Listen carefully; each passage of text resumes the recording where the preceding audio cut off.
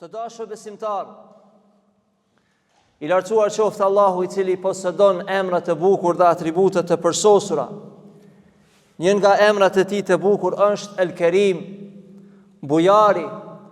Allahu është i pasur, i përsosur në emrat dhe cilësitë e tij në të gjitha aspektet. Allahu subhanahu wa ta'ala na ka dhuruar atë çfarë kërkojnë robrit edhe atë çfarë nuk e kërkojnë robrit, nga mirësia që ka. Pejgamberi sallallahu alaihi wasallam ka thënë në një hadith që transmeton Imam Buhari dhe Muslim: Yadullahi mal'a, dora e Allahut është e mbushur plot. La tghiduha nafaqa, nuk shtjerët, nuk përfundon mirësitë e Allahut. Dhuratat që adhuron Allahu robit të tij, sahhaul lejli wan nahar, në vazhdimsi, natën, ditën, në mënyrë të vazhdueshme Allahu subhanahu wa ta'ala dhuron. Është Kerim, është bujar. Ara'aytum ma anfaqa Rabbukum mundhu khalaqa as-samawati wal ard. Thot pejgamberi alayhi salatu wassalam, a e shihni që nga çasti që Allahu ka krijuar qiejt dhe tokën, Zoti juaj, fa innahu lam yaghdi ma fi yamini, lam yaghid ma fi yamini, nuk është përfunduar dhe nuk përfundon ajo çka është në dorën e tij të djathtë. Allahu është ai që na ka dhuruar dhe na dhuron mirësitë që ne nuk mund t'i numërojmë.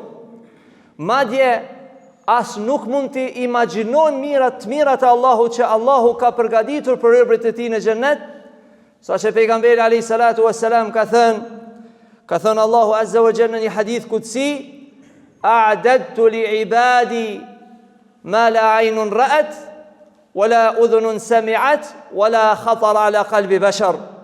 Kam përgatitur në xhennet për besimtarët, për robërit e mi, atë që syri nuk e ka pa, as veshi nuk e ka dëgju, dhe as nuk ka mund ta imagjinoj robin nga mirësitë që mund t'i ketë dhe mund të përgatiten për të në ditën e gjykimit. Të dashur besimtar, Allahu është bujar, saqë ka përmendur në Kur'an: Men jaa bil hasanati falahu 10 amthaliha. Kush e bën një vepër të mirë, ai do t'i ketë 10 shpërblime. Ka në transmetimin hadith që shpërblimet mund të shkojnë deri në 700 shpërblime. Pra, nëse njeriu e bën një vepër të mirë, ai do t'i ketë 10 sevape, 10 shpërblime deri në 700 shpërblime. Përderisa ka në hadithe që nëse robi bën një mëkat, ai do ta ketë vetëm përgjegjësinë e një mëkati. Po ashtu pejgamberi sallallahu alaihi wasallam është shëmbëltyra e njerëzimit në këtë pikë, në çështjen e bujarisë. Ai është dhe ishte bujar, ishte pejgamberi alayhi salatu wassalam, saqë kur erdhi në Medinë tha,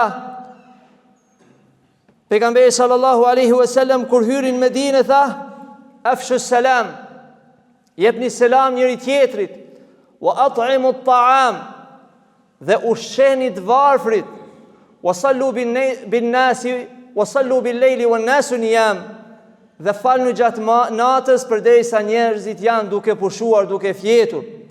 Pra kjo e tregon orientimin dhe udhëzimin e pejgamberit alayhi salatu wassalam në çështjen e bujarisë.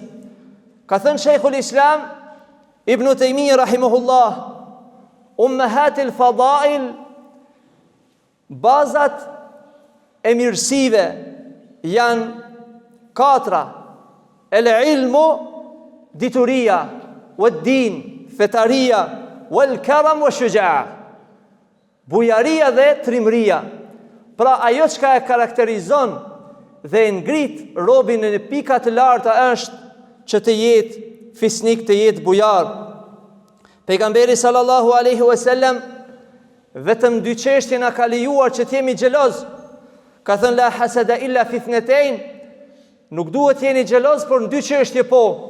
Pra kur e sheh një njeri që është duke u marrur me dije, duhet të përpiqesh t'ja kalosh atij dituri, dhe nëse e sheh një njeri që është bujar, jep në rrugën e Allahut azza wa jall, i ndihmon jetimet, njerëzit, kontribon, atëherë duhet garosh dhe t'ja kalosh atij. Të dashur besimtar, Allahu subhanahu wa taala e ka përmendur pjesë të bujarisë, ngjarjen dhe mikpritjen e Ibrahimit alayhis salam që u ka bë musafirëve të tij, saqë më njëherë e ka prej një vit e ka përgatitur për musafirët e tij. Po ashtu për Musain alayhis salatu wassalam thot: "Wa ja'ahum rasulun karim", atyre ju erdhi një pejgamber që ishte bujar. Dhe po ashtu pejgamberi sallallahu alaihi wasallam kur e përshkruan Jusufin alayhis salam, çfarë thoshte? El Kerimu, bujari, Ibnul Kerim, i djalit të bujarit. Pra Jakubit, Ibnul Kerim, i djalit Ishakut, Ibnul Kerim, i djalit Ibrahimit alayhis salam. I ka përshkruar para arsit të Jusufit që kanë qenë bujar, por që kanë mbetet shëmbëltyr e njerëzimit këtë pikë është Muhamedi sallallahu alaihi wasallam, sa që ka ardhur një njeri te pejgamberi sallallahu alaihi wasallam e ka pas me dyshin pranimin e Islamit. Pejgamberi sallallahu alaihi wasallam disa çaste të jetës ka qenë i pasur, e nga njëherë dhe në shumë raste ka qenë i varfër, ka kaluar net të tëra dhe nuk është përgatitur ushqim në shtëpinë e pejgamberit alayhis salatu wassalam, por në momentet caktuara Allahu i ka dhënë pasuri të shumë dhe e ka pasur një kopë delesh në mes dy kodrave dhe pejgamberi alayhis salatu wassalam ja ka dhuruar këtij njeriu. Ky njeri ka marrë këtë pasuri dhe ka shku të populli vet, edhe ju ka thënë: besojeni Muhamedit alayhis salam sa është i dërguar i Allahut, njeri që nuk i friksohet varfrisë. Pra ka shpenzu pejgamberi alayhis salatu wassalam, e ka dëshmuar burjarinë e tij, dhe kjo ka qenë shkak prej shkaqeve që një fis i madh të pranojnë Islamin. Po ashtu Safwan ibn Umayya, i cili ka pas pozitë lartë të mushrikët, nuk e kishte pranuar Islamin, derisa u zhvillua beteja Hunenit. Pejgamberi sallallahu alaihi wasallam i mori 100 deve dhe i adhuroi këtij njeriu.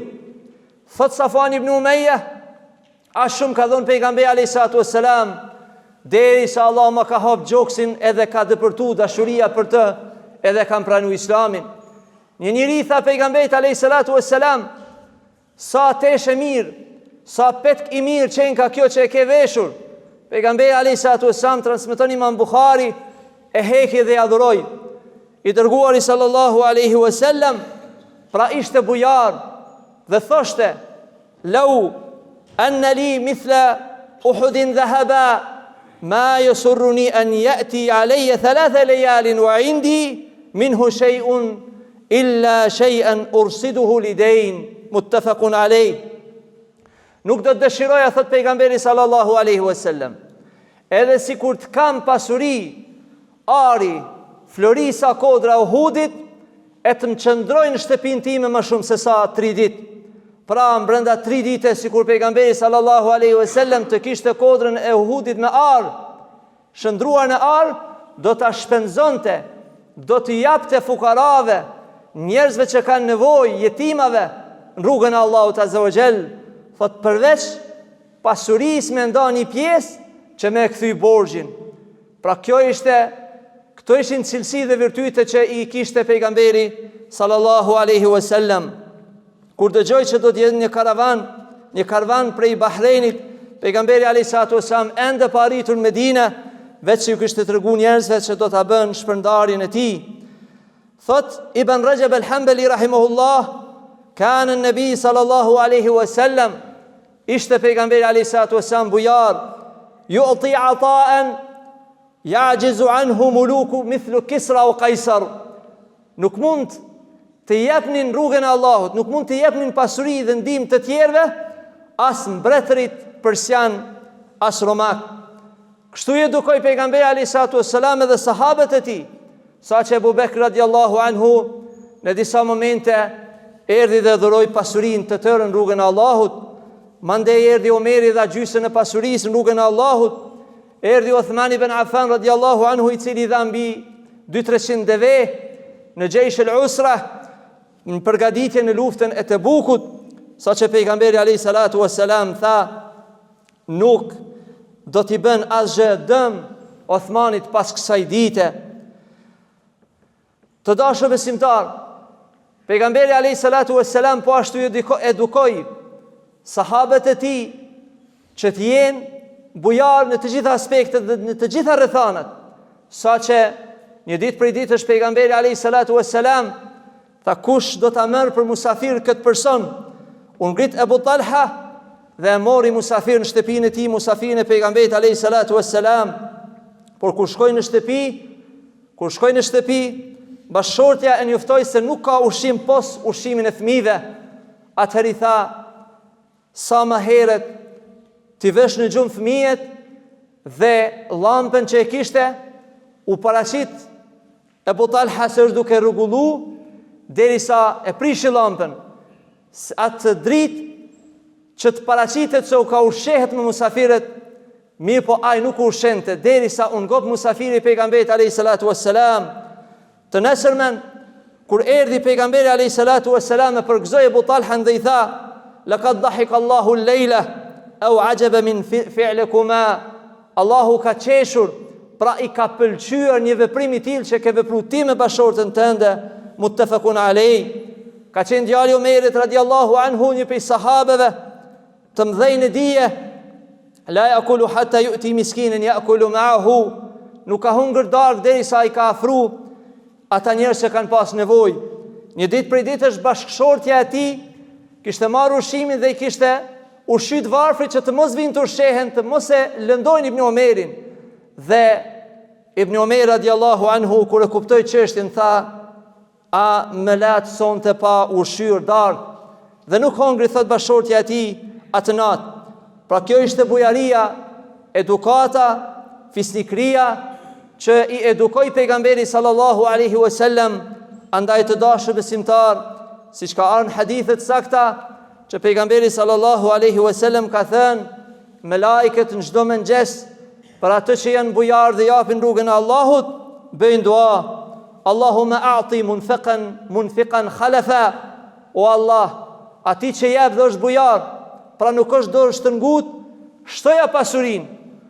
Dhe ai cili nuk jap, Allahumma, o Allah, pra blokoja apo mos i shto në pasurinë e tij. Prandaj të dashur besimtar, lutim Allahun me emrat e tij të bukur dhe cilësitë e tij të përsosura, që të na pajis, që të kalitemi me këtë virtyt të lartë, që të marrim shembull pejgamberët, në veçanti Muhammedin alayhi salatu wassalam, në bujarinë e tij, në edukatën e tij, në këshillat e tij. Aqulu qawli hadha wa astaghfirullaha li wa lakum min kulli dhanbin wasuf fastaghfiruhu innahu al-ghafurur rahim.